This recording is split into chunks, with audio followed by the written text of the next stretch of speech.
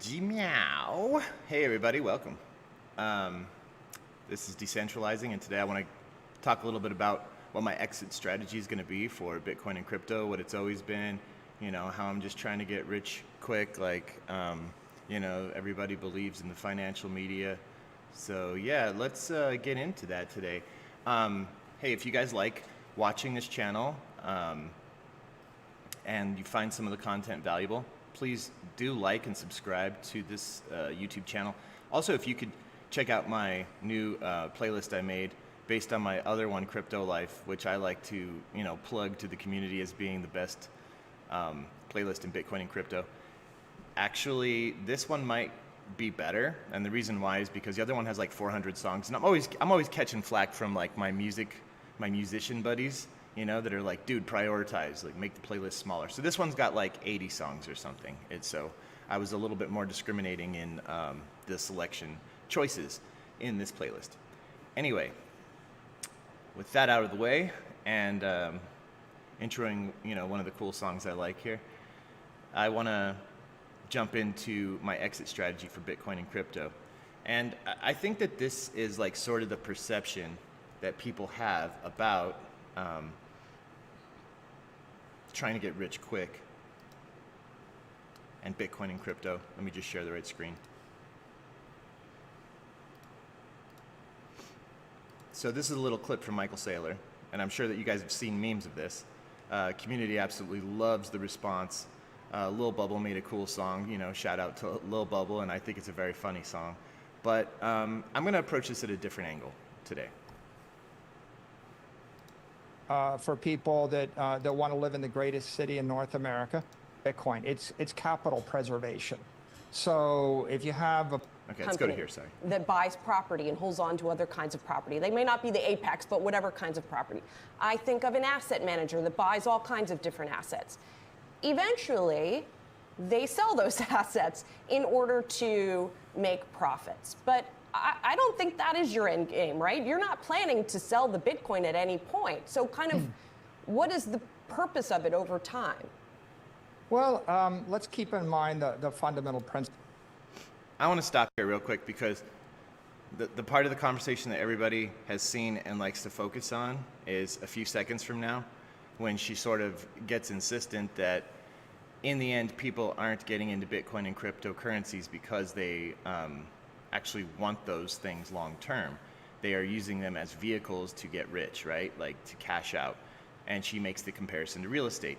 I think this is the perception that like most of my normie friends have of me, even like my close friends, who have literally said things like, dude, you're so lucky, cash out now. You know what I mean? And yeah, I know it irks all of us to hear that because A, it's not luck. You try holding through all that. And B, it's, not the end game. The end game for me is to acquire more Bitcoin.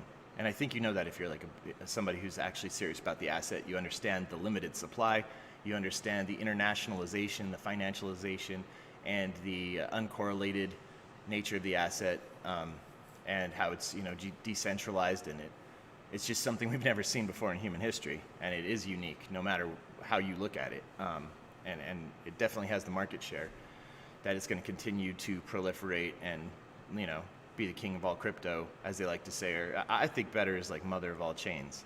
That is what Bitcoin is. So I want to tell my story about how I got into Bitcoin and crypto, just like going back to the inception a little bit. Excuse me. And the reason why is because I think that it's valuable for showing like a lot of the people who are in Bitcoin, their way of thinking. Sure, every time, this is the fourth cycle I've seen, and I just want to say every time we get into these bull and bear cycles and we get into crypto summer like right now, and it starts emerging, like all these newcomers jump in, and very few of them have the idea in their mind that they're going to hold Bitcoin for 4 years or longer, and that it's wealth preservation that will just sort of slowly make them money over time. Most of them have the mentality, if they're newcomers and they're retail, unfortunately, and I've really tried to work against this mentality, but I have not been successful. But the mentality is like, no, I want to get rich quick. Like, I want to make this money now. The other day, I was listening to a financial channel that said, I remember it was actually one of the Ordinals shows that I really enjoy going to. Maybe Ordinals show or Ordinals Revolution, something like that. And one of the people that they were interacting with in the audience, in the live show, basically had the question, how do I 2x in Ordinals in 1 month? Man, I started commenting like crazy because I can almost, look, you don't have to tell me nothing, and I can tell you this. A, that person's gonna lose money, very likely, and B, that person is probably new to the space. And that's exactly why we have all the regulatory flack that we have, right? We cannot allow people to just come into our space like that and literally shill them.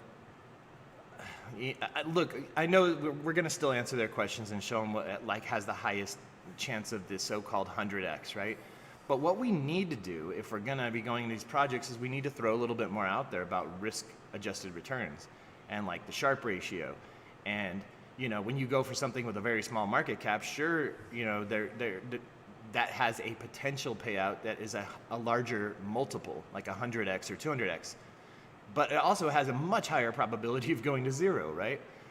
And that's why if you go and like fuck with a $1 million market cap coin, you're gonna read a story like almost every day in crypto of one out of the 100 or 1,000 that launch in that day that actually does make one person a millionaire for like 5 minutes if they got out some of their liquidity on time before they tanked the price of their own coin. And now they might get the ire of the SEC.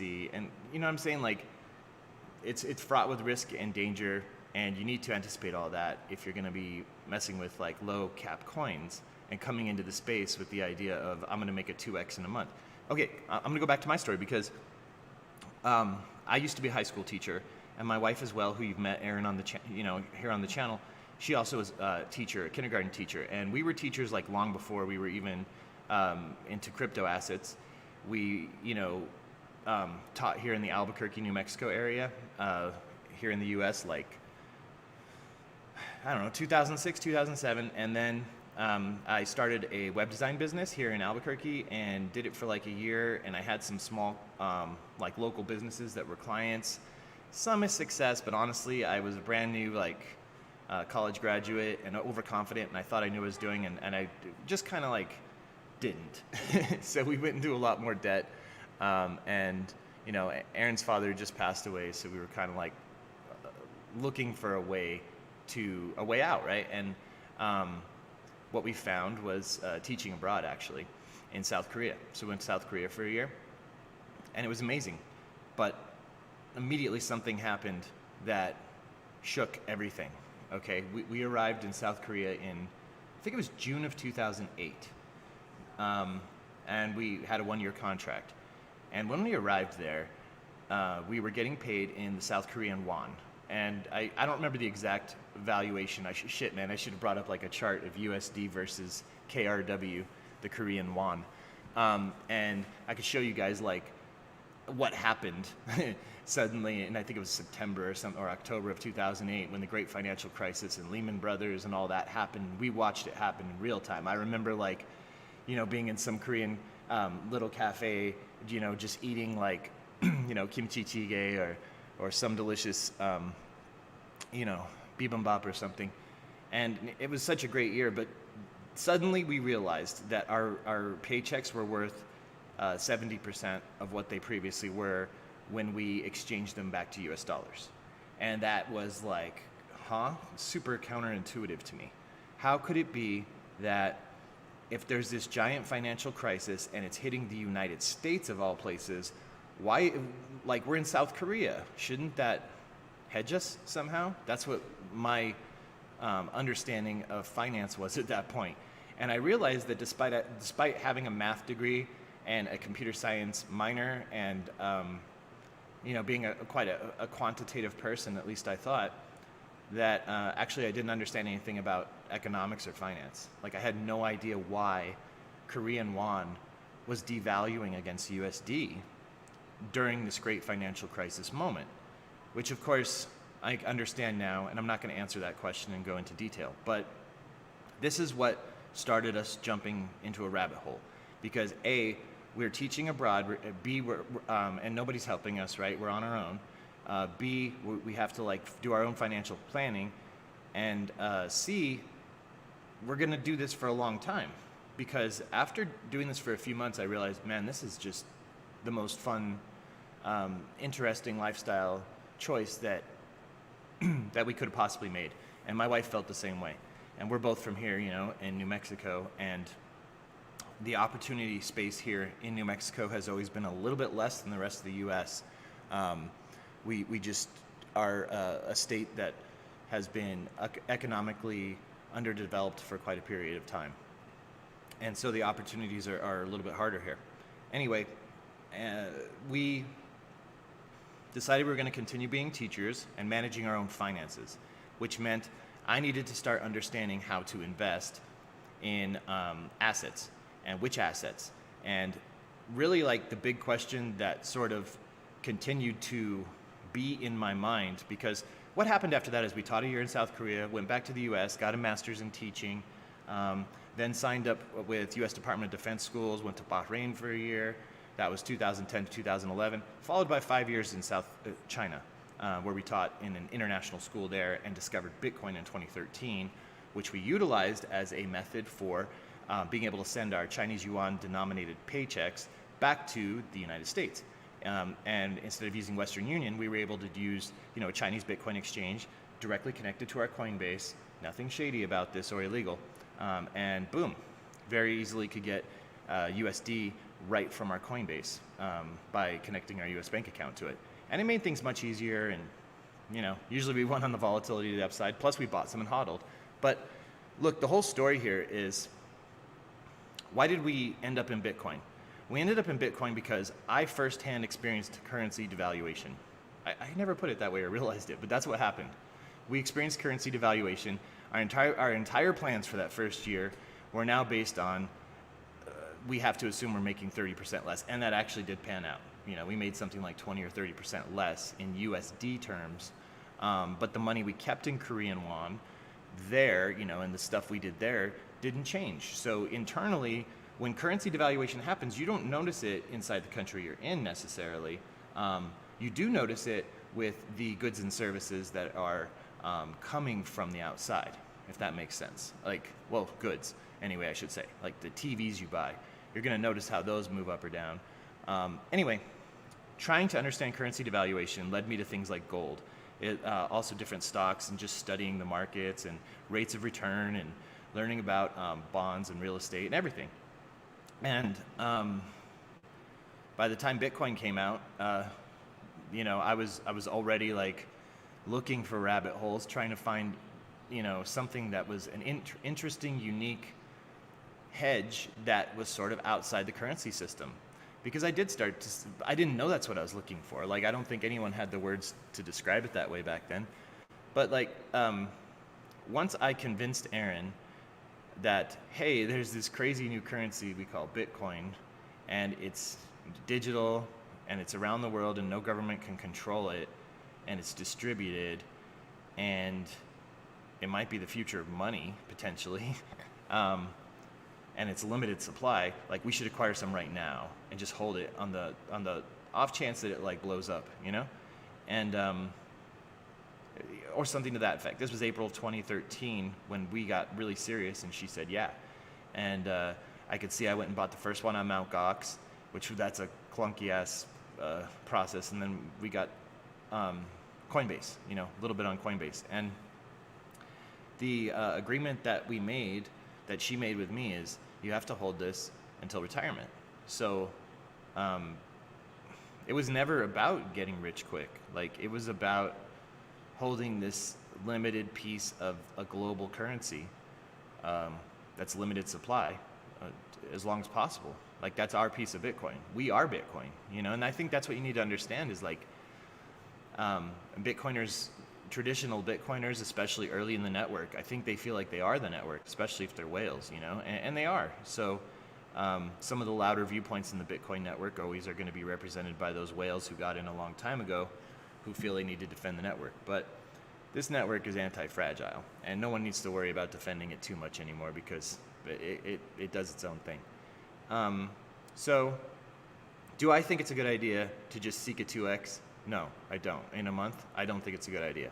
Look, I'm not going to say I don't do it. I'm not going to say I don't have parts of my portfolio where I don't do that. I do, but you need to. This is not financial advice. Nothing on this channel is financial advice, to be clear. This is for educational and entertainment purposes only. Just to show you guys like what I'm doing and what I've learned from this period of time where I've been in the crypto asset space and what's worked for me.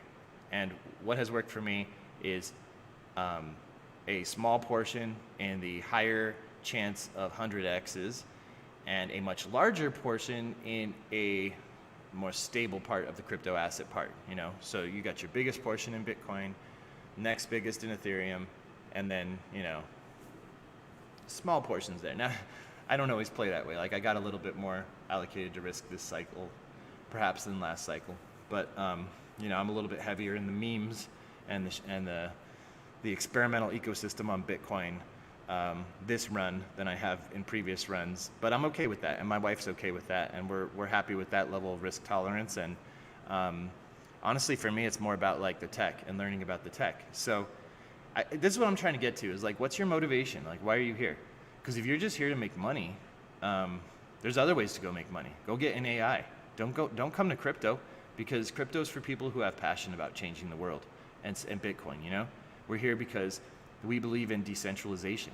We believe in a future that is abundant and for everybody, where anyone can participate and nobody can be a gatekeeper of somebody else, because that's bullshit, and that's 20th century thinking, and that's centralized nation state thinking.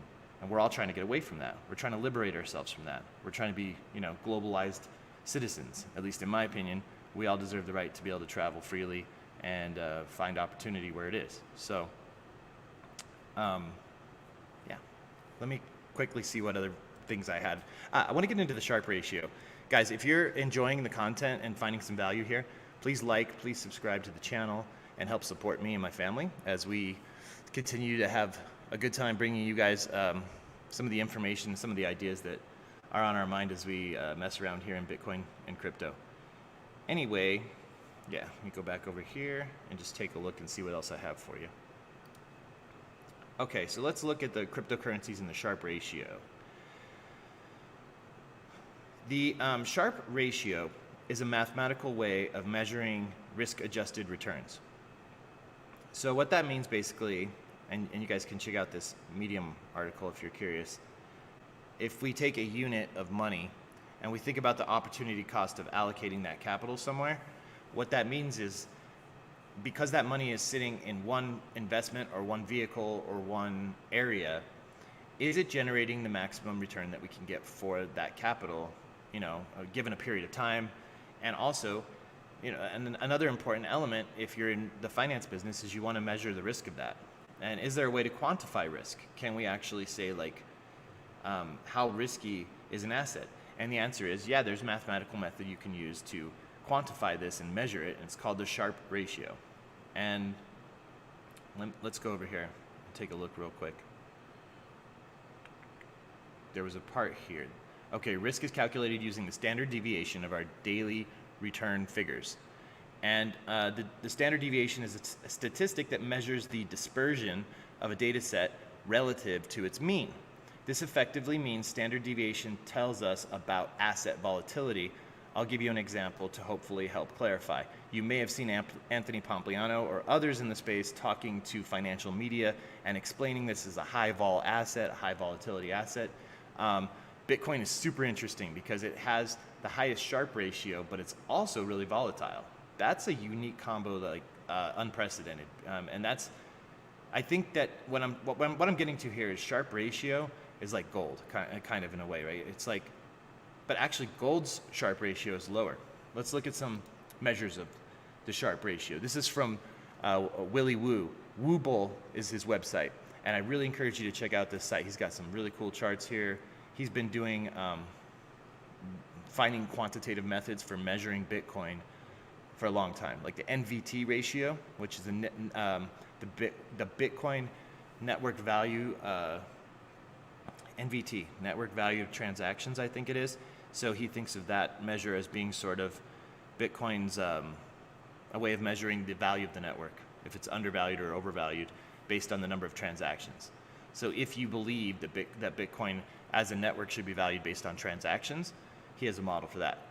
There are hash rate models as well for valuing Bitcoin and so forth. But I think one thing that traditional asset managers really look at, and one thing I learned when I was taking finance classes when I worked on my MBA at Washington State University, is that we can take assets and we can sort of like look at the return profile over a period of time, and we can, let me go back to that equation.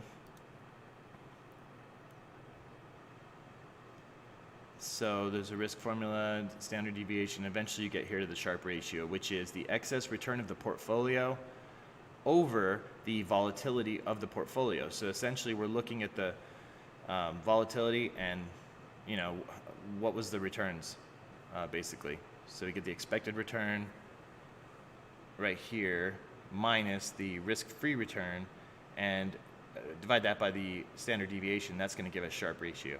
So look, what you need to understand about this isn't necessarily the equation, but that this is a quantitative, accurate method for looking at different asset classes and saying, okay, for the risk of putting my money into that asset class, am I getting rewarded well? Am I getting return that is commensurate, that is worth the risk I'm putting into this asset? Because remember that we have inflation rates. Even just parking your, Michael Saylor describes having that treasury asset, the treasury of MicroStrategy, when it was in cash back in 2020, he described it as a melting ice cube. And the reason why is because when you have an inflation rate and you're just sitting there in the most liquid asset that we have, which is the US dollar in our currency in the United States, that dollar is going to just be going down based on its inflation rate, like in value. So if you're not getting some kind of return, if you're not taking those dollars and at least turning them into treasuries, which are still fairly liquid, but not as liquid as the dollar. And that's the thing, just like in crypto, like when you lock up money in crypto, the longer you're willing to lock it up or whatever, or the more risky the place you're willing to lock it up, the higher rate of return they're gonna give you, right? But then, of course, you have a higher risk that that bridge might be hacked, or that company might be a rug pull because they're brand new. So that's how it works. I think you guys know all about risk in this space.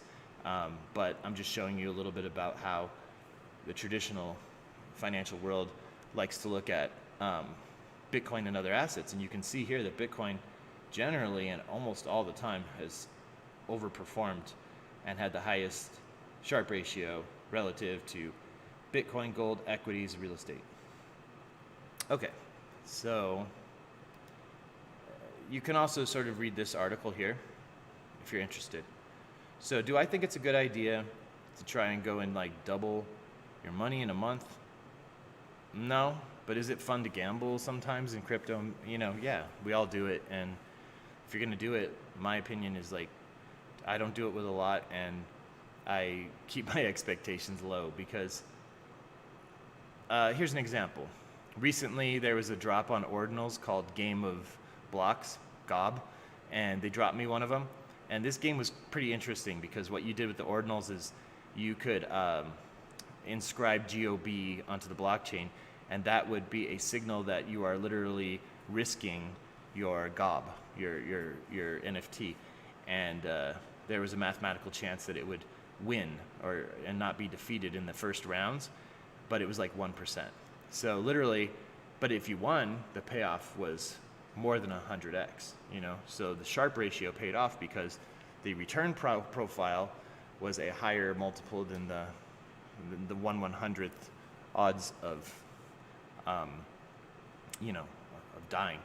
So of course, like I bought like 10 of those. But here's the thing: I expected that I would lose because each one has a 1% chance of winning. So altogether, I have maybe a 10% expected value of winning, like best chances or something. So there was a 90% chance they were all going to die, and they all did die, and that was fun. But when you go into this game and you're like, man, I have $1,000 and I got to make rent next month, so I better get a 2x. oh my gosh, please don't come to crypto and do that, because it's a dangerous space, you know, all of it.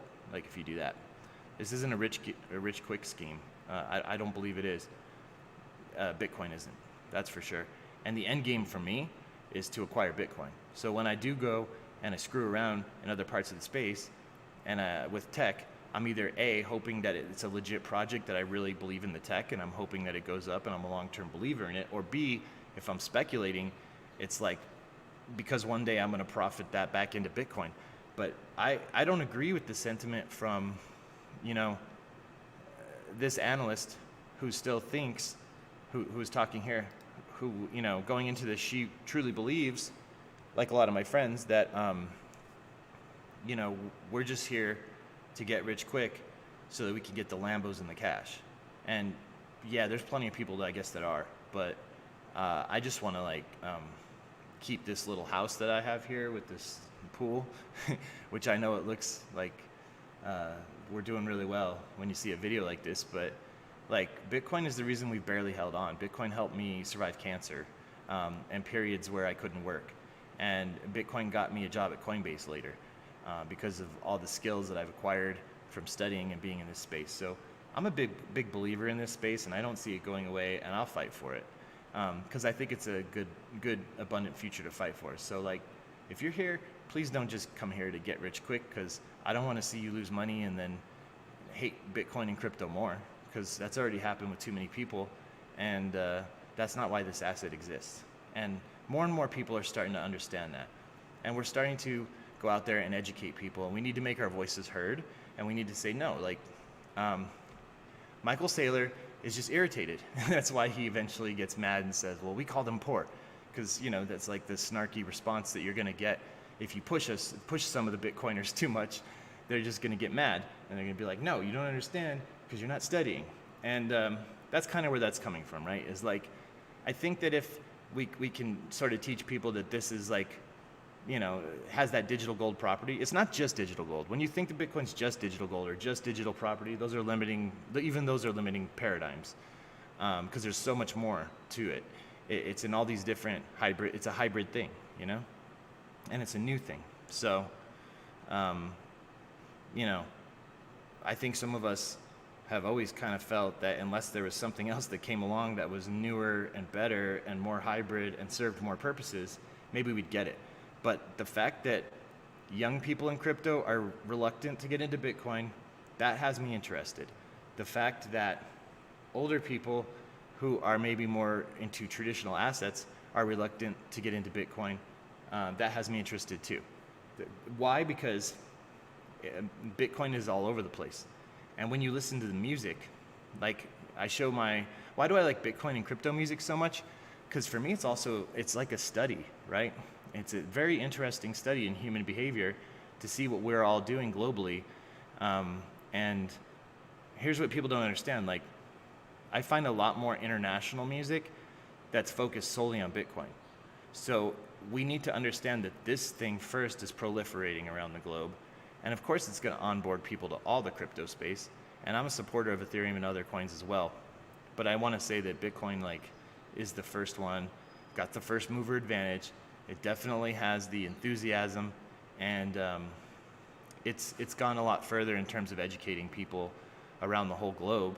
And I just hear more songs in more languages, particularly in South America and in Africa. And I think that, you know, that's something that like we should be, you know, also in Asia, throughout, you know, I hear lots of Bitcoin songs too. And there's some also that are like crypto. I'll hear a couple of Ethereum songs that are international as well. But, you know, to me, this is more than just like getting rich quick. This is about long-term value in the great new assets of our time. This is, you know, going back to my original story, which I didn't totally finish. Again, please like and subscribe. We got into Bitcoin because I was studying like Warren Buffett and value investing. That's how I was allocating. And I was doing okay with traditional assets, and I was investing in them through IRAs, you know, with the money we were making from teaching abroad. And that money, you know, of course, didn't outpace the Bitcoin gamble later. The Bitcoin gamble did much better. But my methodology that led me to Bitcoin is the same methodology that Michael Saylor was looking into when he was saying, well, how do I stop losing money? This iceberg is melting in front of me. Well, so was ours. Like, we were getting paid in Korean won, and we now saw that had melted 30% against the US dollar, like almost within a week or something. It was almost overnight. And that really changed our outlook, because one of the reasons we were over there was to pay off debt, like student loans and stuff. So, yeah, it's not an easy system to understand, the global financial system. It's taken many years, but it's been worthwhile, and I've definitely enjoyed the process. And I encourage you that if you're just out there trying to get rich quick, maybe be more strategic in your pursuit and start trying to study finance so you can make wise allocation decisions that help you. And a lot of people realize that this isn't somewhere to just come and gamble and speculate, at least not with like Bitcoin or Ethereum or any of them, Anyway, thanks guys for watching the channel today, and have a great day.